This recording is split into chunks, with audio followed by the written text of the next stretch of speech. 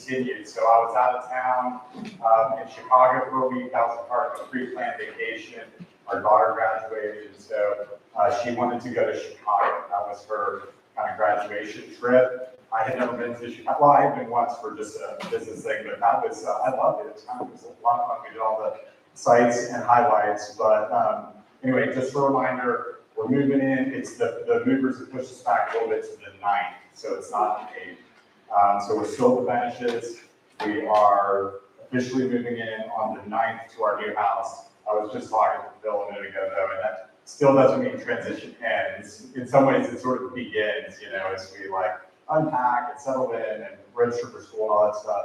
So just thank you guys for welcoming us, being patient with us, and looking forward to the fall with everything kind of firing on all cylinders. Then the Death Star will be fully operational. Right? If we could, if you guys understand that analogy, which it sounds like you do.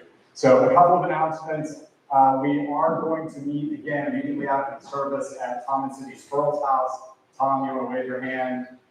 We're going to be addresses here, so if you want to plug that into your phone, even if this is your first time visiting us, you're welcome to come. It's just time to eat. All the food is prepared. You don't have to bring anything except yourself.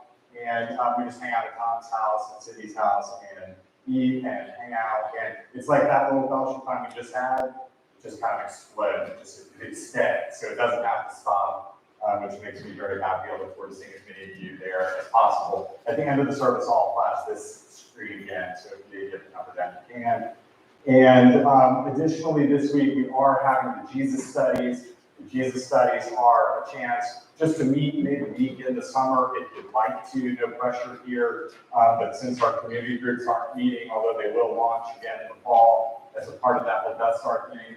But this week we're meeting August 3rd. If you're interested in or planning on or have in the past led a community group or hosted, I invite you to come to that because it helps me to sort of remind people what I want these groups to look like and how I think they're going to roll in the fall. And we had a pretty good time last time, learning a lot and talking about that through there. Okay, I think that's it. I was about to open it up for announcements, but no, let's just cruise on. So we are in the middle of a sermon series called Co-Laborers, Co-Heirs, Co-Laborers. This sermon series is about what it means for men and women to partner in Jesus in the church. Because when I was being hired and candidating, that was a question that I got dozens of times. What does it mean for women? What roles can they have? How does all that work? And what we've been trying to do is let's call it, not to be too fancy, but let's call it a biblical theological study. So let's look at Genesis 1, Adam and Eve. Let's look at what's happening in these stories that highlight women in the Old Testament, like Ruth and Esther and Judges. And let's kind of think through, can we see patterns? Can we see ideas? And the place that we have made it to is the life and ministry of Jesus. Okay? So we're looking at the Gospels, and we had one last week.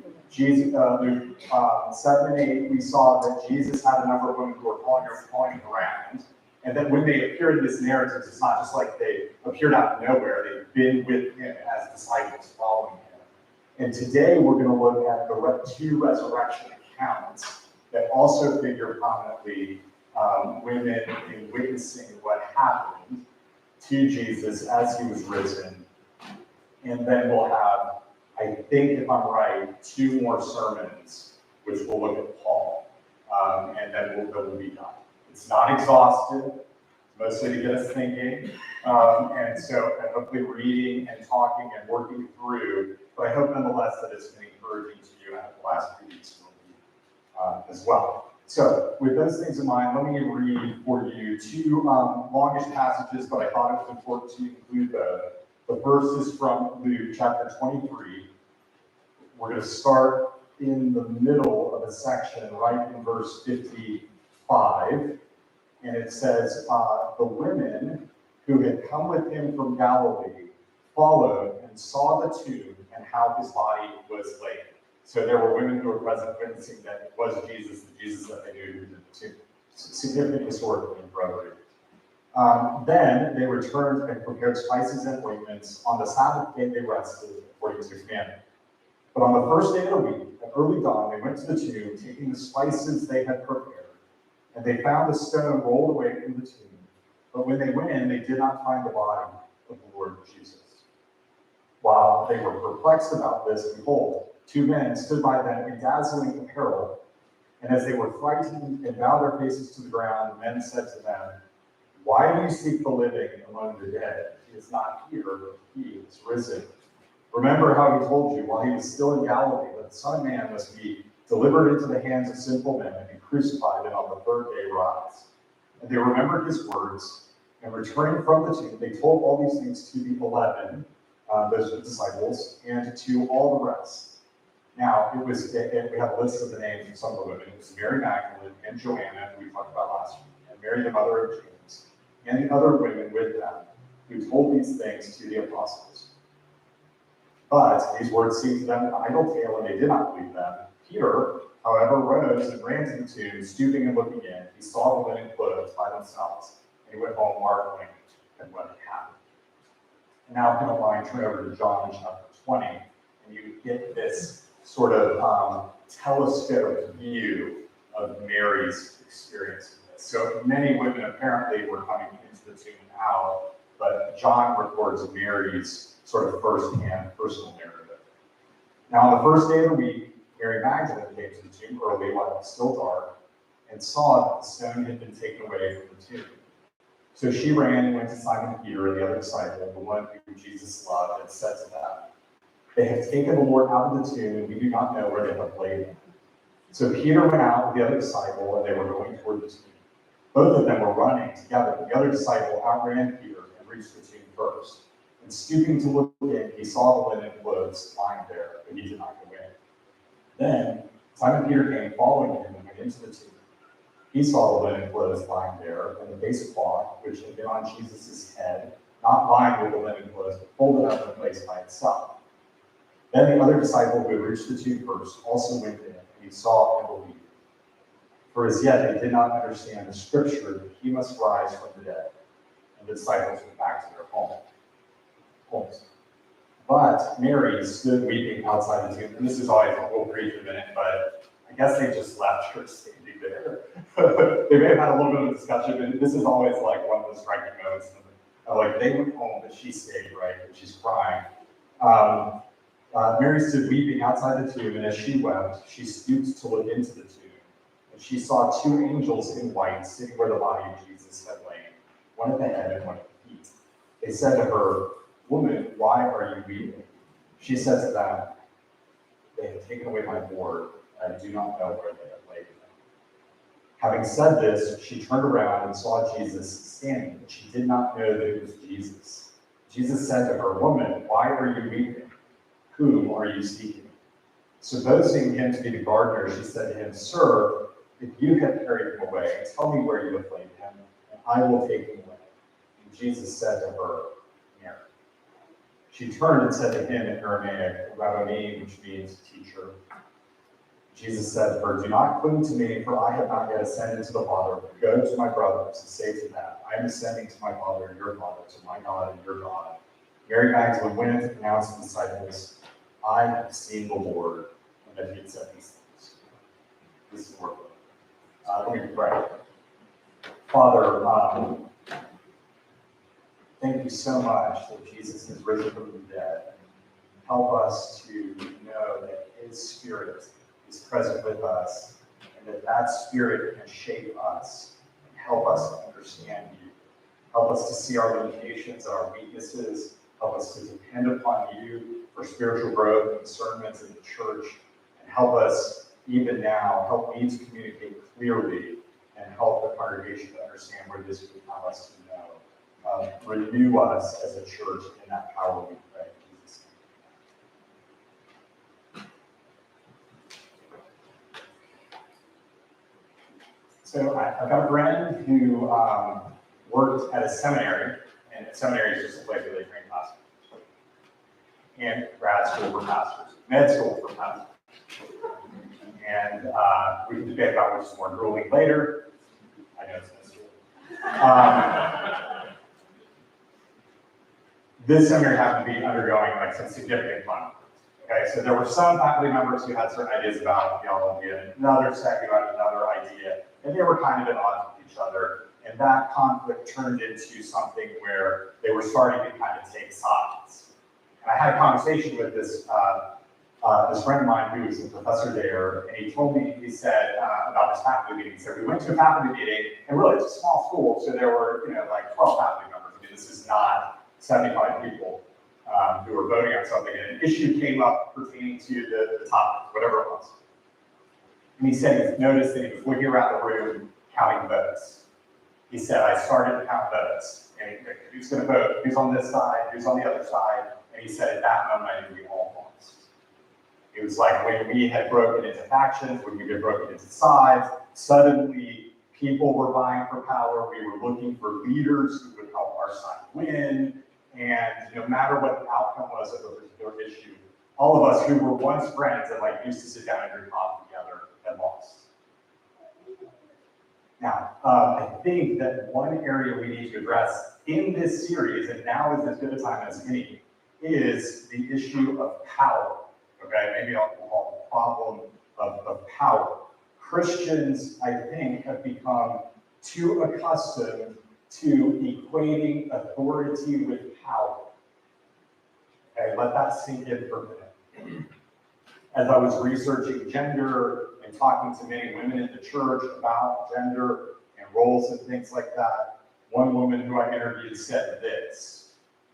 She said, it feels like the American church, like we want authority.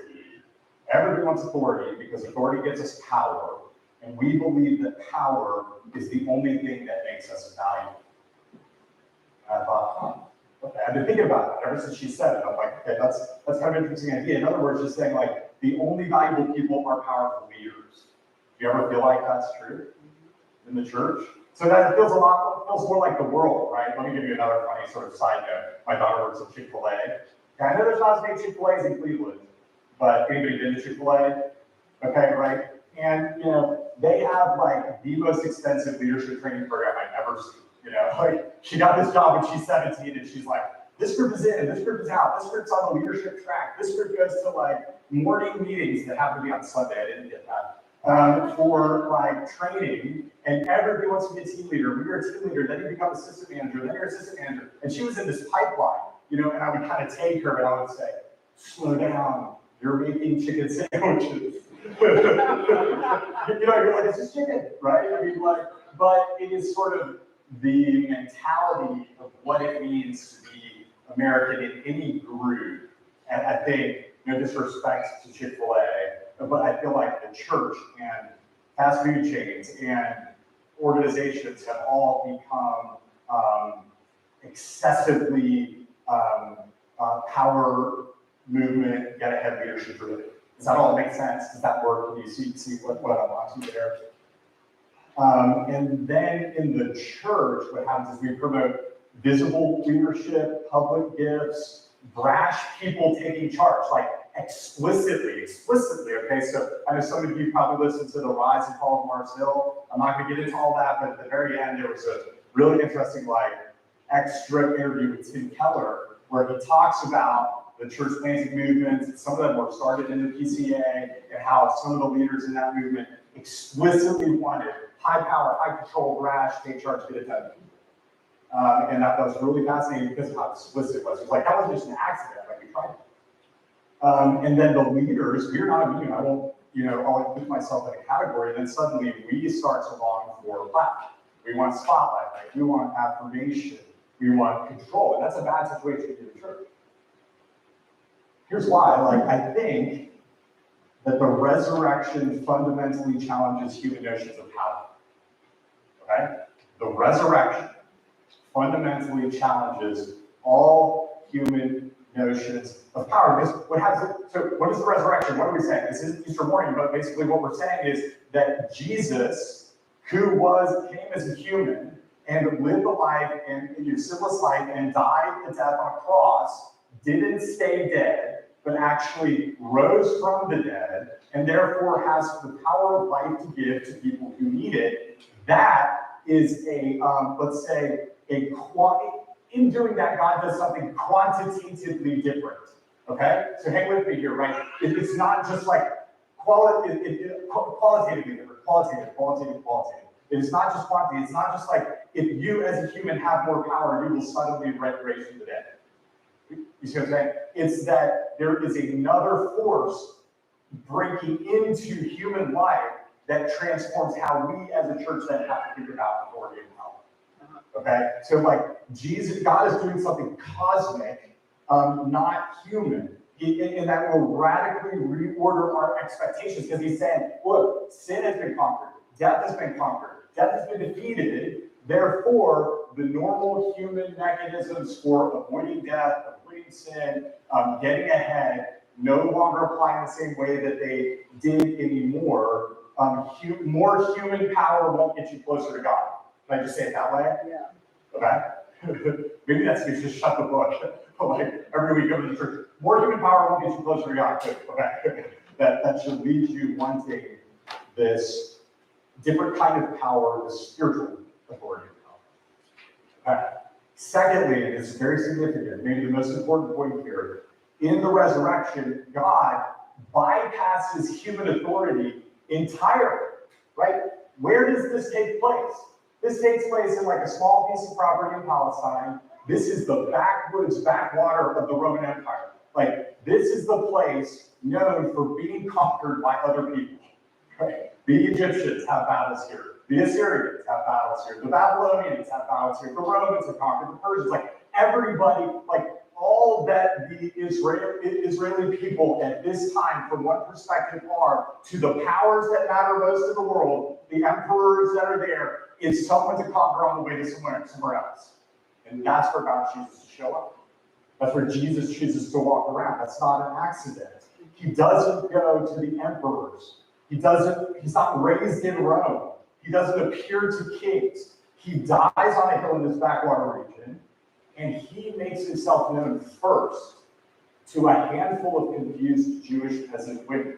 Okay, not all of them were peasants. We saw this last week. Okay, so a little bit of an overstatement, but some unimportant people who just wander around Galilee.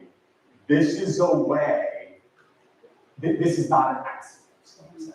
This is a way for him to show a new kind of power, a new kind of authority, and to bypass human authority. Now, what does that mean? Okay, what's that mean for us? You guys with me so far? Yeah. All right, here we go.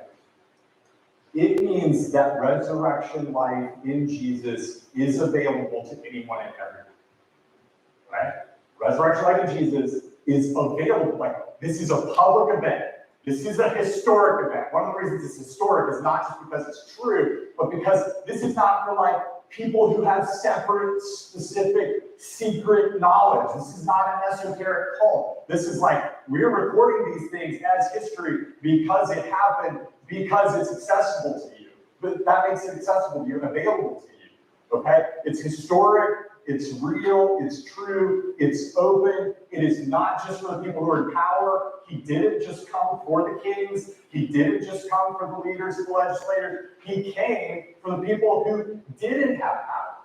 To the poor, right? And to the disenfranchised and to the marginalized, to the men and to the women, to the fishermen, okay? To the tax collectors, to prostitutes, to sinners. And we say this over and over and over, but the resurrection happening in this way is proof of it. He is available to you, no matter who you are, where you are, or how you are, okay? That's good news to me, because it means the people who have, how do I want to say this? Cosmic significance can now come to those who have the least political and cultural significance. That's cool, because you're like, well, I don't have political significance. So you're like, well, maybe the answer is not getting political significance. Maybe the answer is finding cosmic significance.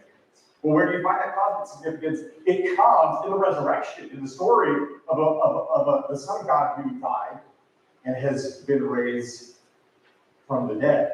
Also, for me, it's accessible to those who need. I don't feel very important. I don't feel very powerful. So I'm like, I need that. That's good news to me. And it means fundamentally that what constitutes power and what constitutes authority has to be reconfigured.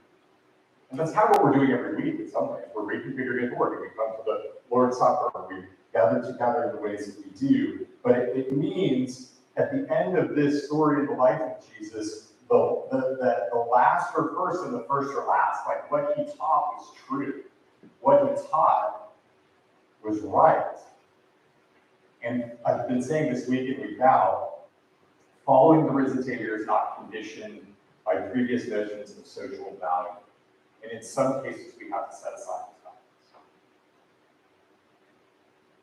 Okay, so the message today is this. Since the resurrection is available to all, let's redefine power. So we're just up to something simple today. All we're doing is we're taking everything you've ever known about power and authority, we're just trying to turn it upside down and explore it. Okay, so bear with me. I'll try to make it snappy so we get responses. Come on, I'm not getting any laughs. Let's lighten it up. Julie's laughing. She's used to laughing. There's Duane making me insult. Yeah. Okay, here we go. 2 points. Number one, since the resurrection is available to all, value human power less. Value human power less. Okay? Jesus isn't interested in human displays of power because he possesses divine power. Right? I mean, like this, I'm sort of saying the same thing over and over. Maybe this is redundant or obvious, but think about it. Like, he heals people. He forgives sins. Yeah. He teaches with incredible authority. And then in this mood, he defeats death. Like, if there's anybody who had a right to come to the place of power, if there's anybody who had a right to stand at the top of the mountaintops and say, fall down and worship me, if there's any person who had a right to call attention to himself and say, me, it was Jesus, yeah. Right?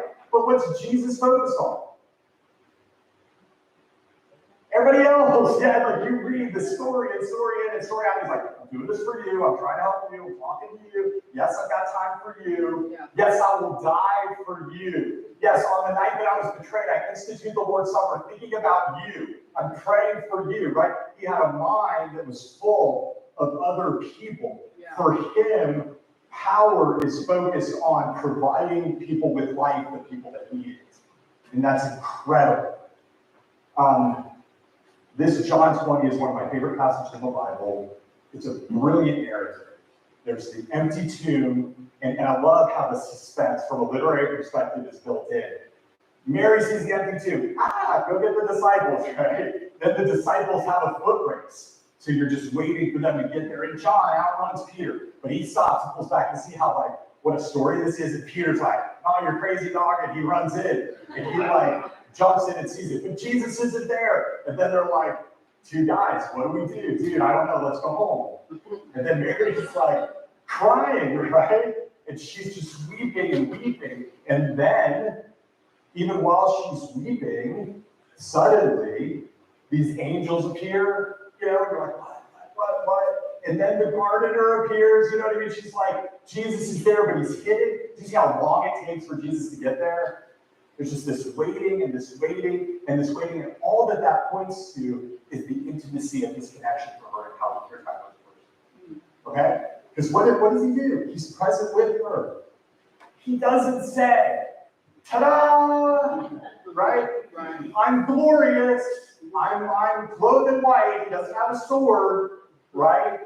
He asks her questions. Can you imagine a more dignifying thing? Like, you got somebody that you want to love, ask them questions, repeat back to them what they say to you, listen to them, right? He treats her as a human being because he knows her, he's present with her, and what's valuable to him in being raised from the dead is her. I didn't just raise from the dead for myself. I've been raised from the dead for you, on behalf of you, and he continues to act that way. He questions her patiently. He cares for her, and there is nothing. I'm not much of a crier, but reading that makes me want to cry a little bit because when he says, Mary, that's it, just call me by your name. Man, can you imagine, like, the risen Jesus calling you by your name? The Father created you, I have walked with you, I love you, I know you, and I know your name. And she's like, oh, it's Jesus. It's Jesus. See the slow build and the way that works? At the Jesus study last time, we talked about the moment in Luke 7 where Jesus raises a boy from the dead. There's a widow, and her only son dies. And when he does that, there's like this huge funeral procession coming out of Maine, and Jesus and all his followers are coming in, and there's a clash of a lot of people. That could be 1,000 people. And Jesus stops the entire funeral procession by just touching the mat with the wood salt. That's all he does. Mary says her name, right? Touches the mat. He doesn't have to. He doesn't have to prove he has authority because he has real authority, right? Yeah. That was the thing they were saying. The people that have authority don't have to prove it. In the Colosseum, what did the Roman emperor do? You guys remember this? If somebody lives or dies, right? Thumbs down, they die. Thumbs up, they live. That's all he has to do. Then he gets something that's not much, right? The people who don't have authority have to say, look at me, I'm driving a limo, my name's on building, you know, they want to prove it, and that shows that they don't really have it, they're grasping for it. Jesus is the one, the par excellence of those who have authority but do not need to prove that they have it. And after he raises that boy from the dead, there's not fanfare, there's no preaching tour, he doesn't go on book tour, he doesn't, you know what I mean? What would I do if I raised somebody from the dead, right? I'd be like, start a podcast, right? Raising the dead with Duane, right? We're gonna how that happened. Here's how it happened. I'd love to tell you, right? But Jesus takes the boy and gives it back to the mom, and then moves on to the next thing, right? Because he actually has authority. I mean, again, I don't know. I feel more like Luke Skywalker. When he goes to rescue Princess Leia, this is my style of it. It's just like, you remember when he breaks into the prison, this is the first one, the original, and he's like, I'm Luke Skywalker, I'm here to rescue you. And she's like, what? Jesus doesn't need to do that. He has the authority, has the power. And it's so appropriate the very end says, I can see. Okay, what's the upshot of all this? The church has to look and feel different than our political and cultural institutions. Boom, that's it. Okay, does it? I don't know. I don't know. I've been to a lot of different kinds of churches. I've seen a lot of it in action over the last 20 or 30 years. I don't know. We need to rely on God's power, not prove that we have it. And so generally, maybe that does mean we need to stop counting votes. Maybe that means we need to invest less value in leaders, especially like celebrity preachers. You know what I mean? I remember I was a part of a church, I wasn't a pastor. There was a person there who was complaining to me about the pastor's preaching. I don't like this pastor's preaching. And then saying what she did in the meantime. The pastor happened to be my best friend, never complained to the pastor's best friend. And then what she explained to me, she's like, but on Monday, I related to work with R.C. Sproul. On Tuesday, after work, I listened to Tim Keller. On Wednesday, I listened to John Piper. Then on Thursday, I listened to BTM Galila. And I'm like, yo. Those aren't your pastors. They don't know you. Great orators. Wonderful. Fantastic. Helpful to church. Writes big fish to pray. But this guy who may stumble over his words, who may not be a perfect person, who you have seen his flaws, was actually the one called by God to care for you. Listen, maybe listen and go tell him that you don't like preaching. You know, have a conversation with him about that. I don't know, just see if we do that. How many times have you heard, this is totally a tangent, I can strike it from the record later. How many times have you heard someone argue, if we simply have Christian judges, then everything in America is going to be okay? How many times have you heard people say, if we had a Christian president, then everything's going to be okay? How many times have you heard people say, if we have a Christian legislator, then America is going to be great? What are those things? Power. That's saying that if we get us in positions of power, then the world will be right. And Jesus says, I left the position of power, the throne. I went up onto that cross and died. And the way I reign in heaven above, read Revelation, is filled with scars in my hand. It's never a coercive, powerful authority. It's one that he just has to welcome to the life. And man, we need to embrace that and adopt that and own that. So, to the point when it comes to the issue of men and women in ministry, I believe fundamentally, I don't have time to work out the details of this, but I think it's true that both extremes, what I will call extreme egalitarianism and extreme complementarianism, reinforce one another by overplaying what it means to be put in positions of power.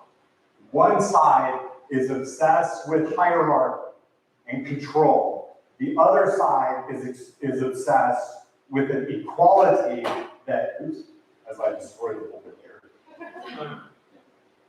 Okay. With an equality that vests individuals with an authority, that just bounce back and forth and reaffirm the same presupposition. If you want a book about that, that's the thesis of Michelle Lee Barnwell's book, Neither Complementarianism nor egalitarianism. I'm just going to leave that there. Hopefully that's not a divine sign that I'm saying too much. Okay, so read that book. It's helpful. Think of a picture. So let me work this out a little bit, okay? This is going to be kind of the crazy sermon, okay, of all of them, so just hang with me. Think of a picture of the pastor. Like you open up a magazine, like Time Magazine, they got an article about a pastor. When I was younger, it used to always be Billy Graham, and I have the one in my mind. He's probably the most famous preacher, right? There's one where he's like, it's from the 40s or something, and he's just going like this. Have you guys seen that picture? You know, that it's like this. He's just like fire and brimstone dude, you know? And then I think what happens if that's our picture, no disrespect again, Billy Graham, he's won more souls than people I've ever meet. But if that picture of fiery public performance is where we put our men, then what happens is I think women feel like we need to craft a space for fiery public performance for women too. And I'm like, yeah, but that model was kind of broken. So like, be careful if that's what you want. Like maybe we need a totally different model entirely. I'm working these things out. I think through some of these things. I think that fundamentally one thing I'm becoming convinced of is that the Bible is more interested in a constant overturning, in a reversal of authority, in a surprising, unexpected movement of the Spirit than it is in hierarchy. And I know, again, it's hard to substantiate in a 30-minute sermon, but I think it's more concerned with unity than equality. Okay? Doesn't mean equality is not important, doesn't mean hierarchy doesn't exist. It just means that the thrust of the whole thing seems to push against that, and that these arguments that we have right now are sort of emphasizing the extremes. Okay, that's all I'm saying. Maybe we need less, not more. Maybe we need divine power that limits human power, right? Instead of saying every individual can get exactly what they want, or every super high power leader can do whatever he wants, we say, hey, maybe that when a cosmic authority appears on the scene through a resurrection, that actually limits you as a human. There's actually something more to gain than just being a better person, taking more control, vesting more power in yourself. So all I want to say, to summarize that point, is just to say, let's make sure that men and women don't want authority for the sake of power. Okay, and that's not an accusation. I'm not accusing you of doing that. I'm dealing with extremes and some stereotypes, I know, for the sake of making that point, but it's a point worth making. Let's make sure. Let's make sure none of us wants limitless human power. And I think that resurrection is the thing that helps us do that, because it pushes us into each other's presence. It helps us have compassion on those who are weak. It also helps us remember that this is about a long, slow building persuasion, not coercive force. That's Christianity. I believe that's at the center of Christianity. Okay? All right. That's point one. We're ready for two. My son doesn't complain. All right. You can complain too. You can say no more. It's enough. Is it enough? Is it enough? This is the one. This is the only one. I promise. I don't know. I think this is the crazy one. Okay. So just let's keep going. Secondly, since resurrection is available to everyone, we need to see authority for what it is. Okay. See authority for what it is. All right. Now, here we go. Official positions of authority are not the only things that bring value in the church. Has to be said, okay? What is remarkable to me about this story, as I study it for myself, although I have absolutely no idea if the women here gained any official status or any formal leadership position in the church, nonetheless, they contribute radically to the church and the future of the church and the language, okay? There's just not enough biblical evidence to say Mary Magdalene became a leader in the church, all right? But what I do have is the story that she told. How'd I get it? Because she told it. Okay, are you following me here? Like the official testimony that became scripture, the only way anybody knows is because she was there and told them. All right. So what's really interesting is that, like, how significant that is. Their contributions become scripture. That's very different than Islam. If you read the Quran, that's very different than a number of other religions that you will pursue. In the Bible, I hope at this point you've seen, you have stories told from the perspective of women. You have stories about women. You have stories told from the perspective of men. You have stories about men. You have this mix of weak and strong, and some are about kings and some are about peasants. And it's just, it feels to me radically different than other religions, particularly if I said it next to Islam. I think that's a striking difference. Okay? But the account of the empty tomb becomes the story the church tells because the women share it. The account of Jesus appearing to Mary becomes the story the church tells because Mary shares it. And, like, I just don't think she sat around waiting for somebody to ask. I mean, and that's the difference here, isn't it? Like, it doesn't seem in this text that she's waiting. She's like, I gotta go, I gotta tell. And there's no way that it's just like, well, when the disciples come to me and say it's okay for me to share the story, I'm going to. It's like, she's been transformed. She's gonna tell everybody she knows, in the church, outside the church, or, formal, informal. She had a life-changing experience, and that sharing of it has to carry some authority of its own. Are you with me? With or without official position. Okay. It has to have a sense of authority that goes along with it. And I believe, to the point of our series, that their contributions promote partnerships. That whole sharing between the disciples and the women feels like one of the most psychologically true parts of Christians this whole thing. Okay? Like, what's Mary's first move? Go tell the disciples. What's her next move? When she sees the risen Jesus, go tell the disciples. What are the disciples? They don't believe her because she knows that. Okay? There could be tons of reasons. I mean, so many scholars, not only feminists, believe that they were being stereotypically male. And that's totally possible. That's totally possible because they may not have trusted the women's story because they were women. That's a possibility. But if someone came to you and knocked on the door and said, hey, I was at work today and a friend of mine rose from the dead, would you believe them? What's cool about this, it doesn't read like a myth, right? It reads like history. If people respond the way they would if this actually happened.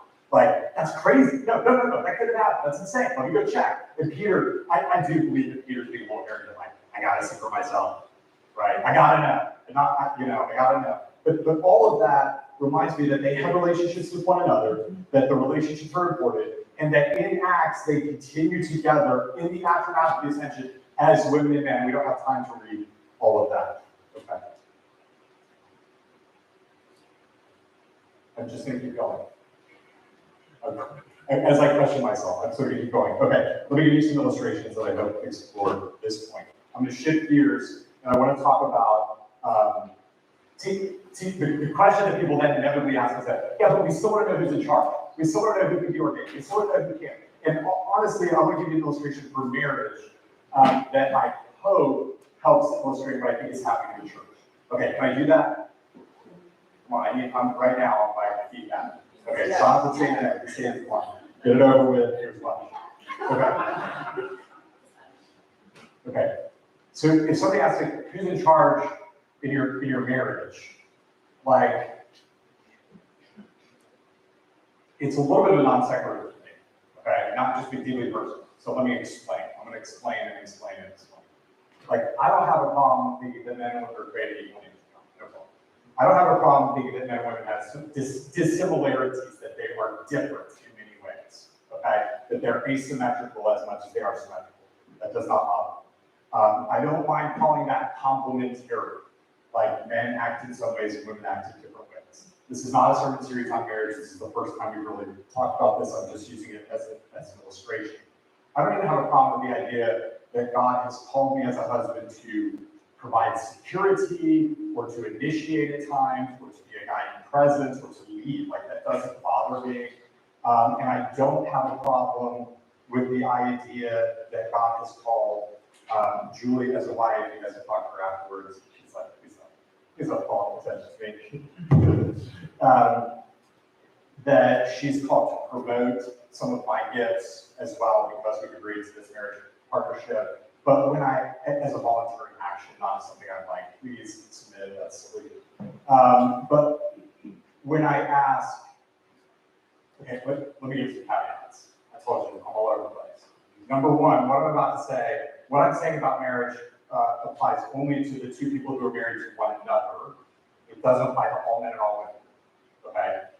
Also, it applies to marriage, and I'm going to try to apply it to the church, not to any other institution, okay? So there's nowhere in the Bible, you'll hear some crazy stuff, there's nowhere in the Bible that says that women shouldn't be the president or a CEO of a company or a general or anything like that, no problem, like all of that, great, wonderful. You're not going to find a Bible verse that distorts that. I don't even think this point makes a lot of real deep claims about masculinity. Okay.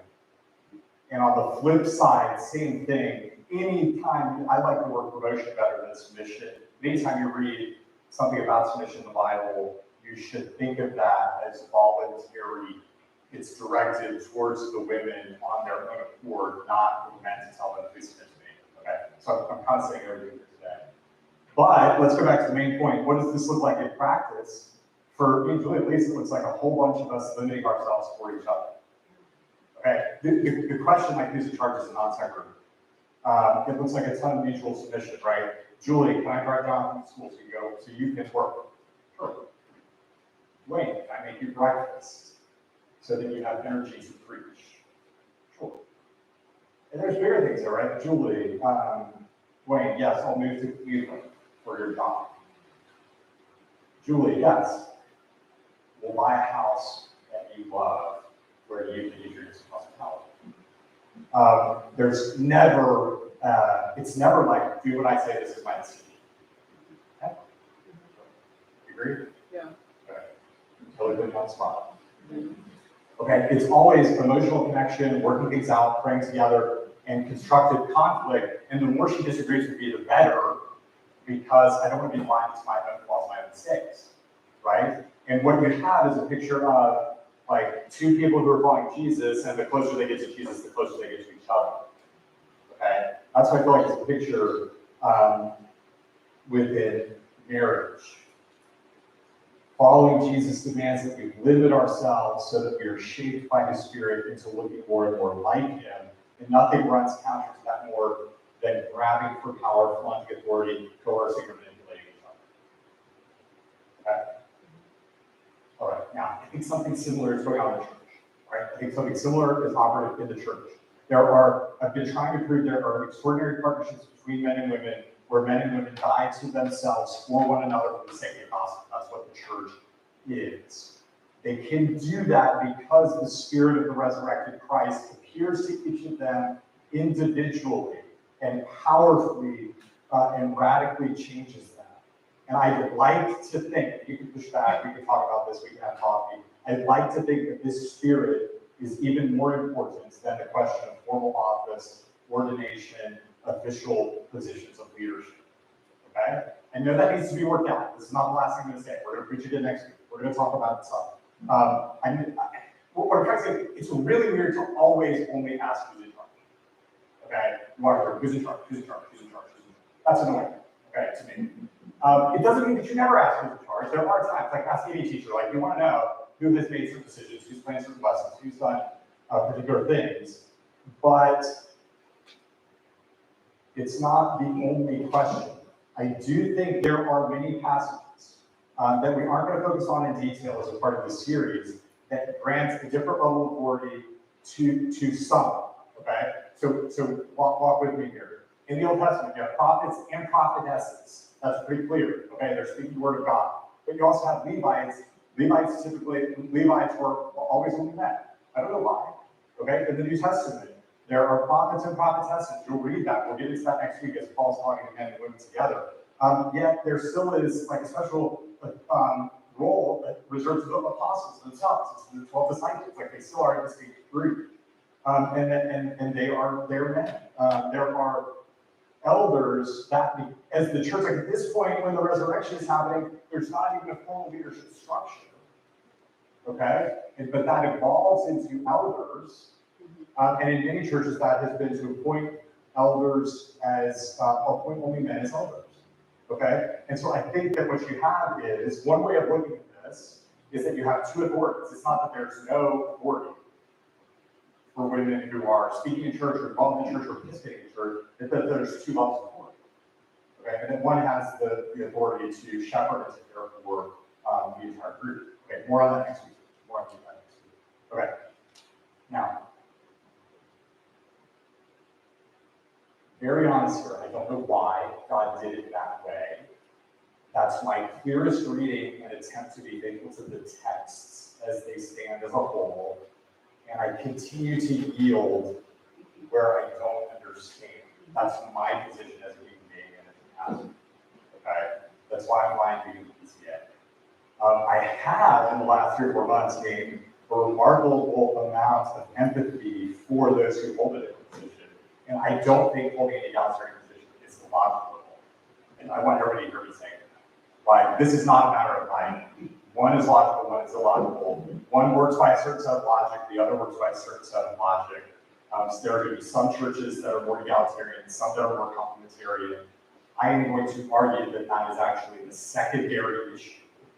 And so, like, no one is saying anything crazy. No one is saying, like, women who become pastors aren't Christians, or churches that have women as pastors aren't Christians. No. We're saying, like, we need them, we need to partner them. They have read these verses, they come up with different conclusions to them. But, like, we want to live about resurrection, so we're going to work together, we're going to partner together, we're going to respect each other.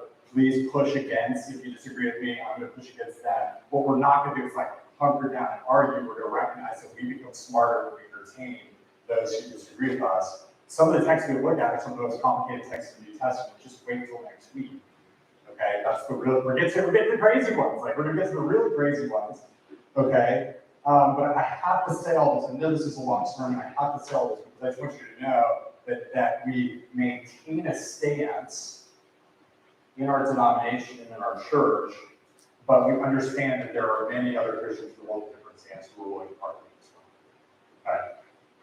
Now, I pray that as different people with different genders and different gifts function in the church, it will be with humility for the building up of the church, for strengthening relationships, for pointing to Jesus and finding strength together. Again, never for power or dominance.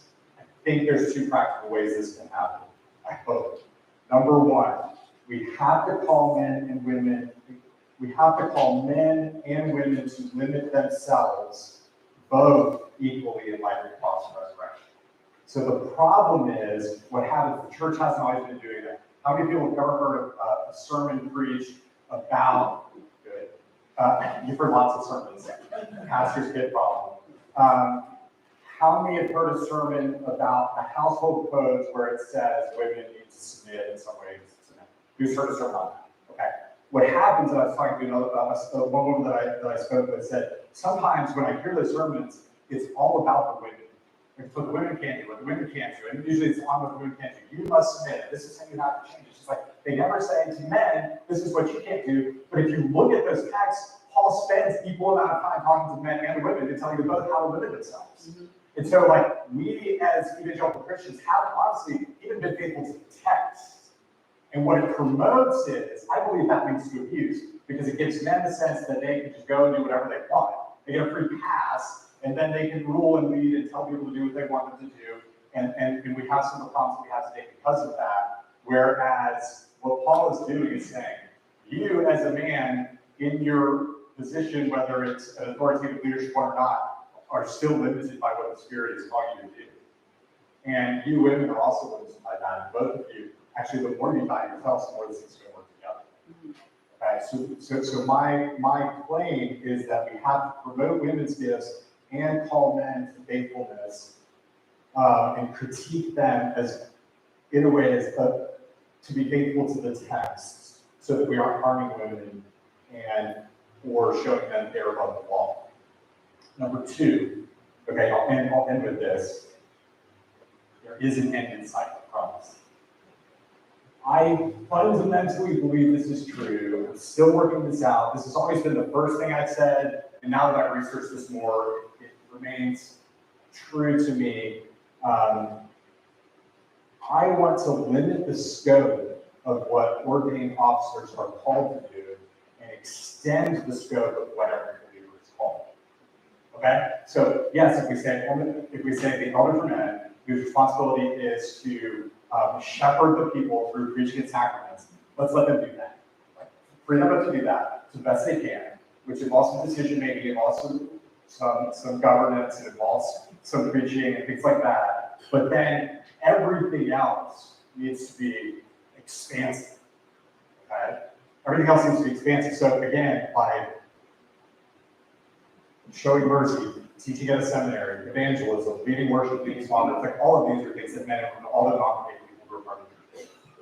Okay, and I believe that that is a way to obviously this is not a popular sermon, maybe really not popular probably to some who are new to church or are living in our neighborhoods, in our community, and probably like, you're nuts, like that's crazy. That sounds totally outrageous. But I do like to maintain this as a way to focus on the partnerships and to focus on promoting the gifts of women. I want every woman that's in this church, regardless of whether we only have male elders or not, to say, I feel affirmed, I feel valued, I feel like I'm using my gifts, I feel loved, I feel cared for, I feel like I have opportunities. You hear what I'm saying? Okay? So if you don't feel that way, come tell me immediately. Don't wait till Sunday, right after this.